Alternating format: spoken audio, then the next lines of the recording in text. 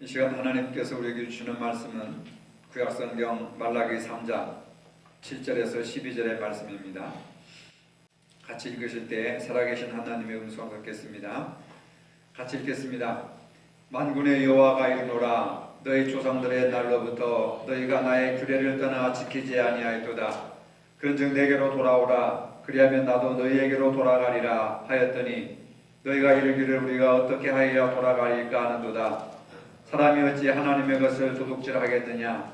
그러나 너희는 나의 것을 도둑질하고도 말하기를 우리가 어떻게 주의 것을 도둑질하였나이까 하는도다. 이는 곧 11조와 봉헌물이라.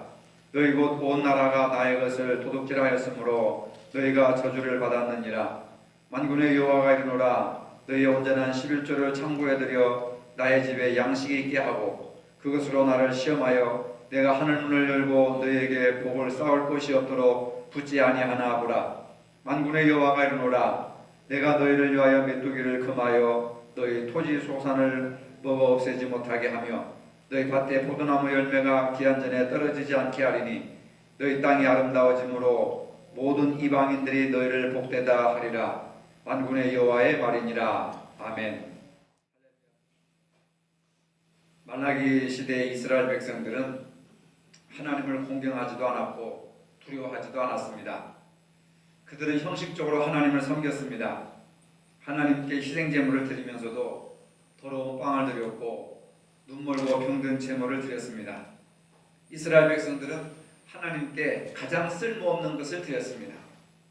하나님을 섬긴 것이 아니라 하나님을 조롱하였고 두려워한 것이 아니라 하나님을 멸시했습니다.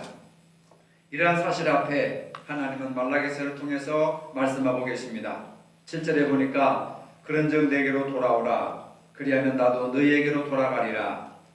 하나님께서 이스라엘 백성들에게 하나님께로 돌아오라 말씀하십니다. 돌아오라는 말은 회개하라는 말입니다. 회개는 하나님께로 돌아오는 것이다. 그래서 회개하는 삶을 살아라. 그 얘기는 하나님께 돌아오는 삶을 살아라. 지금처럼 살지 말고 멀리 가지 말고 이전의 삶이 잘못되었다고 인정하고 하나님께 돌아와서 하나님의 간섭과 지배를 받고 하나님과 영적인 교제를 맺고 살아가라 하는 그런 내용입니다. 그래서 이제 내 말을 들었으면 내 말대로 돌아와라. 변화된 삶을 살아라 라고 이렇게 외치신 것입니다. 당자를 기다리는 아버지처럼 이스라엘 백성들이 변화받고 돌아오면 언제든지 하나님은 받아주실 마음의 준비가 되어 있습니다. 그들의 잘못을 따지지 않습니다. 책망하지 않습니다. 벌금을 물리지 않습니다. 과거의 모든 삶을 청산하고 주께로 돌아오면 받아주시는 분이 아버지의 마음입니다. 하나님께로 돌아오면 된다고 하니까 이스라엘 백성들은 또다시 하나님께 묻습니다. 7절 하반절부터 그런즉 내게로 돌아오라. 그리하면 나도 너희에게로 돌아가리라 했더니 너희가 이르기를 우리가 어떻게 하여야 돌아가리까 하는도다. 참 이스라엘 백성들은 말이 많습니다. 그냥 순종하면 되는데 우리가 어떻게 하여야 돌아가겠습니까? 우리가 어떤 방법으로 돌아가야 됩니까? 하나님께 돌아오는 방법이 무엇입니까? 어떻게 해야 되겠습니까? 이렇게 물으니까 하나님이 엉뚱한 말씀을 하십니다. 8절입니다. 사람이 어찌 하나님의 것을 도둑질하겠느냐? 그러나 너희는 나의 것을 도둑질하고도 말하기를 우리가 어떻게 주의 것을 도둑질하였나이까 하는도다. 이는 곧 11조와 봉헌물이라. 꼭 성문답하는 식으로 우리가 어떻게 돌아가야 합니까? 라고 물었는데 하나님의 답변은 예상 밖입니다. 너희가 11조를 떼어먹었다 이렇게 말씀하십니다. 떼어먹은 것을 회개하고 돌아오라고 하십니다. 하나님께 돌아오는 거하고 11조 떼어먹은 거하고 무슨 상관이 있느냐? 우리가 그렇게 생각할 수 있지 않습니까? 우리는 이 대답을 볼 때 좀 심오한 영적인 말씀을 하실 줄 알았는데 고작 떼어먹은 11조를 회개하고 돌아오라. 그 말씀에 조금은 당황하게 됩니다. 이거 은혜가 안 된다. 뭔가 잘못된 것이 아닌가 생각할 수도 있습니다. 하지만 전혀 그렇지 않습니다. 말라기 선지자는 분명히 하나님께 회개하고 돌아오라고 하십니다. 너희들이 도둑질했다고 하시니까 이스라엘 백성들은 우리가 언제 하나님의 것을 도둑질을 했습니까? 이렇게 항변합니다. 그러자 하나님은 11조와 봉헌물을 도둑질했다고 지목하여서 말씀하십니다. 여기서 중요한 질문을 하게 됩니다. 왜 11조를 드리지 않은 것을 도둑질했다고 말씀하셨을까 하는 점입니다. 왜 그런 말씀을 하셨다고 생각하십니까? 온 우주 만물은 전부가 다 하나님의 것입니다. 천지 만물이 하나님의 것이라고 선포하셨습니다. 그게 창세기의 신앙입니다. 주인이신 하나님께서 자신의 창조물을 인간에게 나누어 주셨습니다. 우리 것이 아니지만 하나님의 것을 맡았습니다. 그래서 우리는 관리 또는 청직이라고 합니다. 주인의 것을 임시적으로 맡아서 관리하다가 주인이 오라고 하면 빈손 들고 주인께 가는 것이 우리 인생이라 그 말입니다.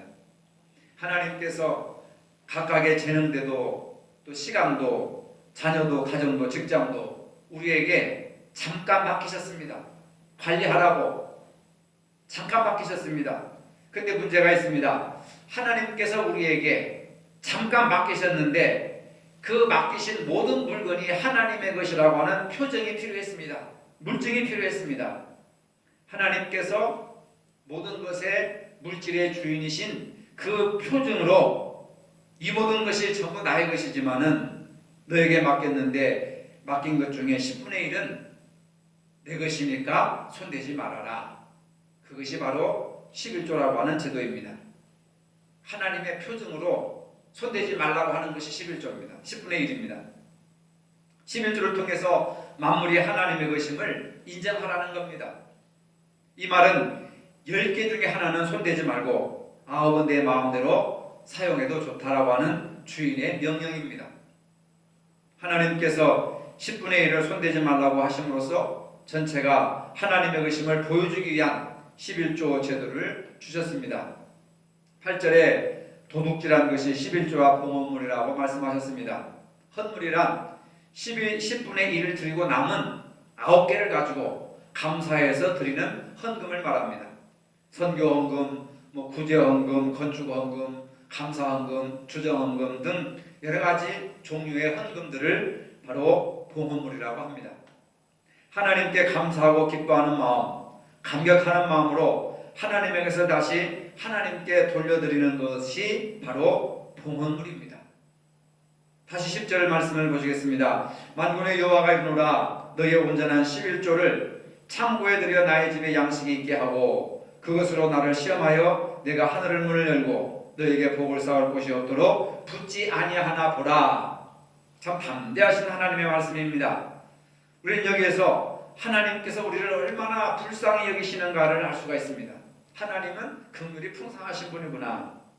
오히려 하나님께서는 도둑질한 이스라엘 백성들에게 책망하지 않으시고 복받을 수 있는 기회를 주십니다.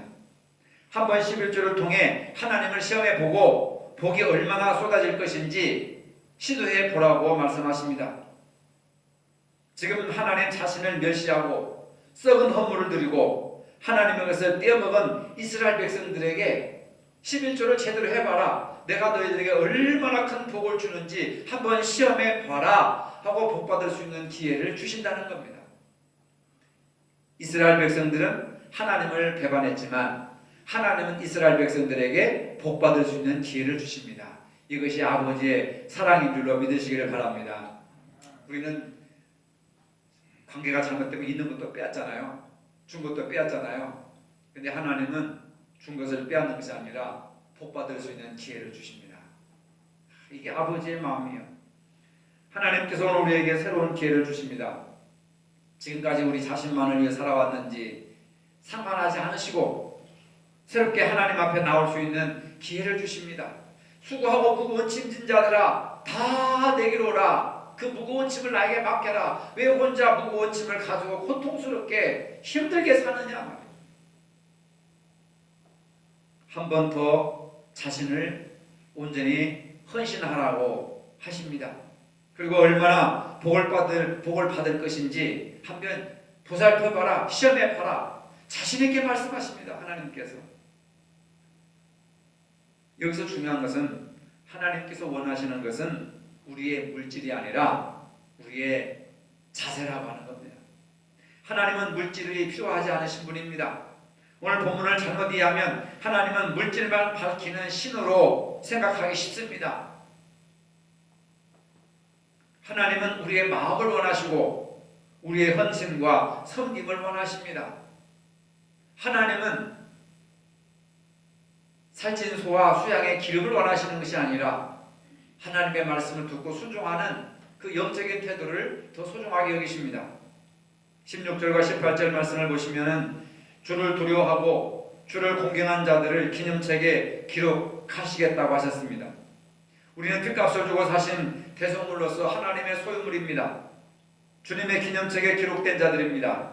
우리는 더욱더 하나님을 경외하고 존중해야 됩니다. 이 모든 것이 예배를 통하여 가능한 겁니다. 온전한 예배를 드릴 때에 하나님을 경외하고 존중하는 겁니다.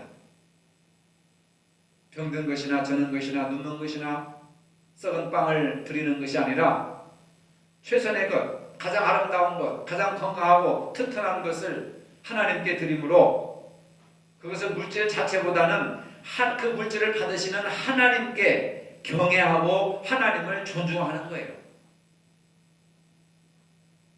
그 물질은 인격적인 겁니다. 제사는 인격적인 거예요. 제사가 예배가 인격적이라는 건 뭡니까?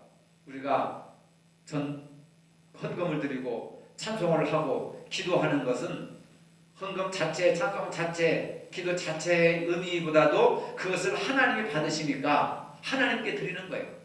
그 매개물을 통해서 하나님과 나와의 영적인 관계를 맺어나가는 겁니다. 이게 굉장히 중요한 거잖아요. 따라서 18절에서는 하나님을 섬기는 자와 섬기지 않는 자는 분별될 것이라고 하십니다. 누가 참되게 섬기는지 아닌지 사람들은 분간할 수가 없어요. 이 사람도 하나님께 헌물을 드리는 것 같고 저 사람도 하나님을 공경하는 것처럼 보입니다. 하나님께서 자신의 기념책을 여셔서 그 안에 기록된 성도들의 이름을 부르실 때에 바로 그 성도들이 하나님을 섬기는 자였다는 사실이 공개될 것이다 라고 말씀하시는 겁니다. 우리는 본문을 통해서 생각할 것은 하나님께서 왜 이토록 11조를 강조하셨는가 하는 점입니다. 헌금 많이 하라고 하는 얘기가 아닙니다. 이스라엘 백성들의 가장 기본적인 공동체가 가정입니다. 그리고 또 하나의 공동체는 성전을 중심으로 보이는 제사 공동체가 있습니다. 이 제사 공동체 중심에는 바로 레위지파가 있습니다. 레위지파 제사장, 레위지파 레위인들, 제사드리는 그런 모두 돕는 사람들. 그래서 이스라엘 백성들의 삶은 가정 중심과 성전 중심이 두 가지입니다. 근데 이 가정 중심에서 율법을 배우고 그 다음에 성전 중심에서 나가서 제사를 드리고 하나님과의 관계를 맺습니다. 근데 말라기서에 보면 특별히 레위지파 제사장들에게 책망을 하시고 회개를 촉구하는 장면들이 여러 군데 나옵니다. 여러분들 지금까지 설교를 들으셨듯이 레위지파 제사장들에게 책망하시는 말씀입니다. 왜냐? 제사장들이 자기 직무를 소홀히 하고 하나님을 떠나는 일이 점점점 많아졌습니다. 여호수아에 보면은 수요일마다 여호수아 끝났는데 수요일날 열심히 참석하신 분들은 이 설교 맥락을 이해할 수 있습니다. 여호수아에 보면 가나안에 들어가서 레위지파를 제외한 모든 제사장 지파에게 땅을 분배해 주십니다. 그런데 레위지파에게만 하나님께서 땅을 분배하시지 않습니다. 여호수아를 통해서 분배하지 않습니다. 그래서 다른 지파들은 다 분배받은 땅에 나가서 농사를 지어서 생계를 꾸려나가게 됩니다. 근데 레위지파들은 땅이 없기 때문에 그냥 성전에서 하나님 제사 드리는 일에 집중하게 되고 다른 지파 사람들이 11조를 드리고 봉헌물을 드리는 그 물질을 가지고 레위지파 사람들이 먹고 살았습니다.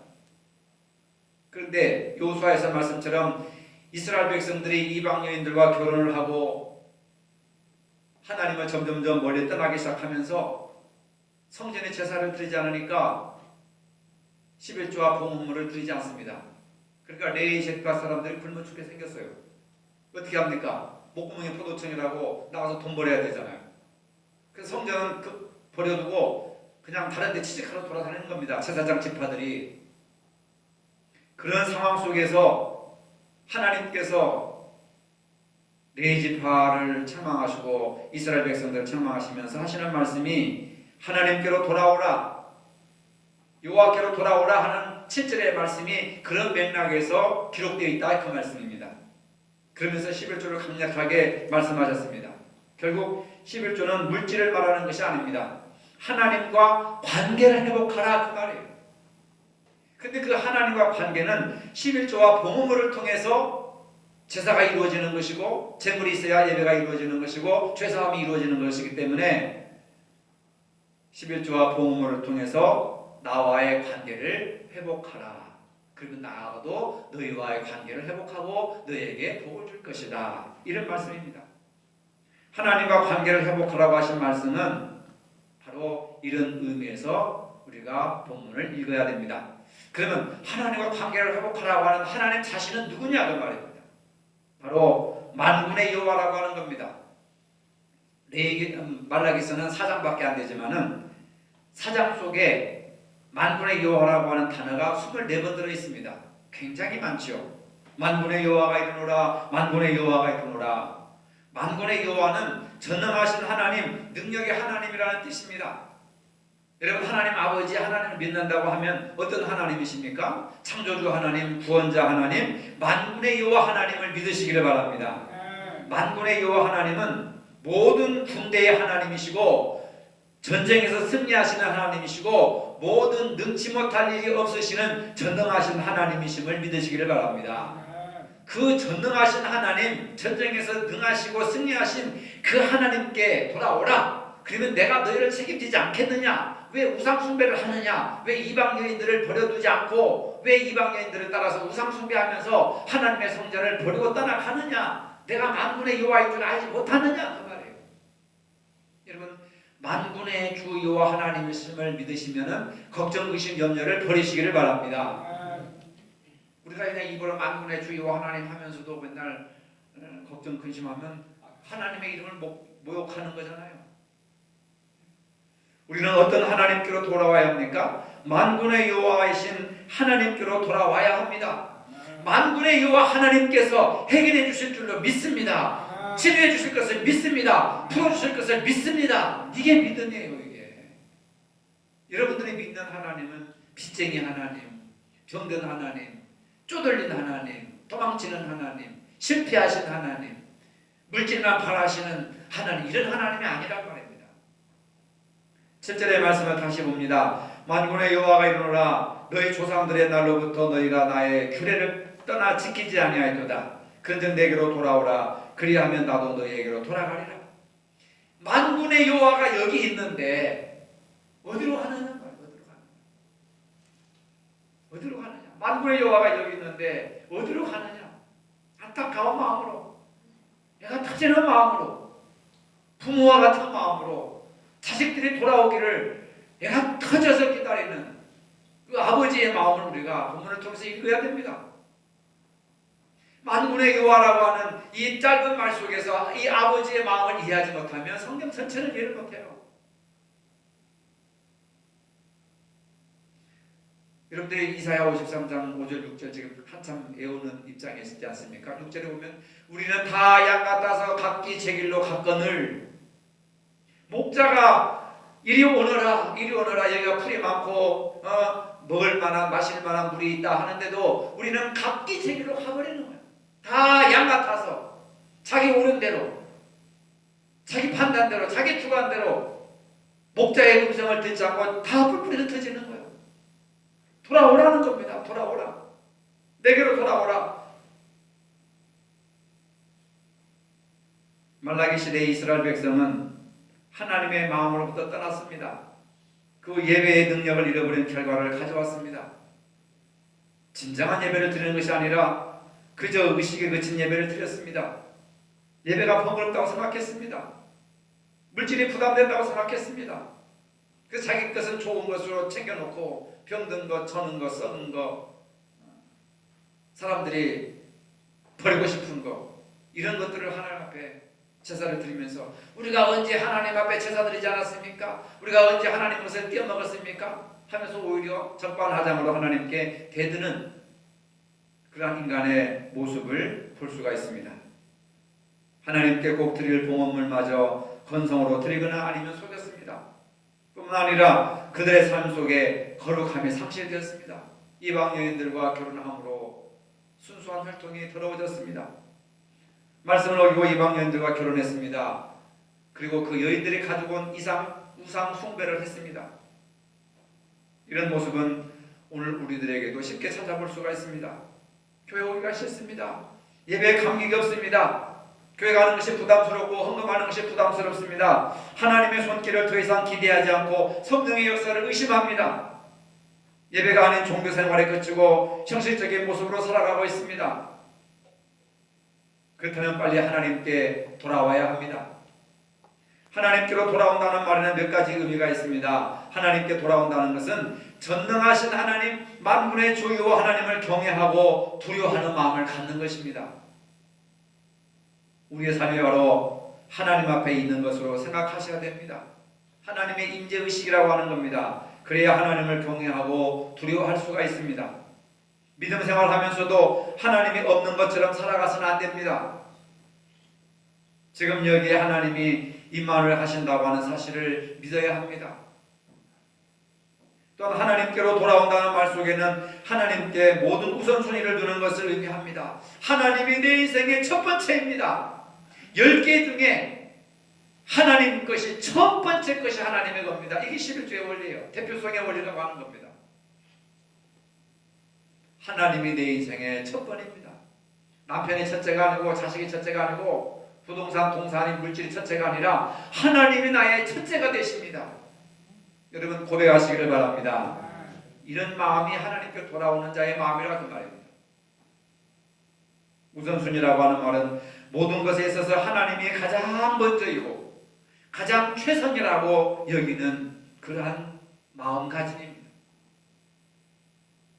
하나님께로 돌아오는 백성에게는 치유와 회복의 복을 약속하셨습니다. 하나님의 능력의 손길이 예배드리는 우리의 심령에 닿을 때 모든 문제와 병마가 치료가 됩니다. 하나님의 얼굴을 바라보고 경배하는 자에게 하나님의 영광의 임재가 메마른 심령에게 적셔져서 회복될 줄로 믿습니다. 만군의 주 여호와 하나님께로 돌아오므로 우리의 예배 안에 우리들의 삶 속에 하나님의 영광과 능력이 임하게 됩니다. 이것이 축복입니다. 중요한 것은 하나님께로 돌아오고 그 다음부터는 오직 하나님만을 신실하게 따르는 것입니다. 말씀하옵소서 주종이 듣겠나이다. 내가 뭘 해야 되겠습니까? 제가 할 일이 무엇입니까 아버지? 그런 기도를 하세요. 내가 오늘 뭘 해야 되겠습니까? 지금 이 시간에 뭘 해야 되겠습니까? 하나님께 묻고 질문하는 그런 기도를 한번 여러분들이 실행해 보시기를 바랍니다. 하나님께로 돌아오는 자의 가장 큰 특징은 바로 하나님의 말씀을 듣고 사모합니다. 다시 하나님의 말씀이 들려집니다. 느껴지고 깨달아지고 가슴이 뜨거워지고 뭉클해지고 그리고 감사의 눈물이 흘러나게 됩니다. 말씀 한 절 한 절을 사모하게 됩니다. 보통 말씀을 사모하는 것이 아니라 그 말씀을 읽고 외우고 묵상하고 그 말씀을 생명의 양식으로 먹고 그 말씀을 붙들게 됩니다. 여러분 이사야 53장을 얼마만큼 많이 암송하셨습니까? 느낌이 옵니까? 입으로는 암송을 했는데 그 의미와 그 뜻이 절절절절 느껴져 오고 하나님의 사랑과 하나님의 말씀이 가슴속에 이렇게 뭉클하게 느껴져 옵니까? 정말로 예수님이 나를 위해서 십자가에 못 박혀 죽으시고 상하시고 찢기시고 흘리신 그 보혈의 능력이 느껴져 오시느냐 그 말이에요. 그런 지경까지 흘러 들어가야 된다 그 말입니다. 그냥 앵무새처럼 기계처럼 달달달달달달 외우고 감사합니다 하나님. 그 말씀이 내 속에 들어왔으면 그 말씀이 나를 움직이고 이끌어 나가고 나를 변화시키고 나를 새롭게 해야 되는 거예요.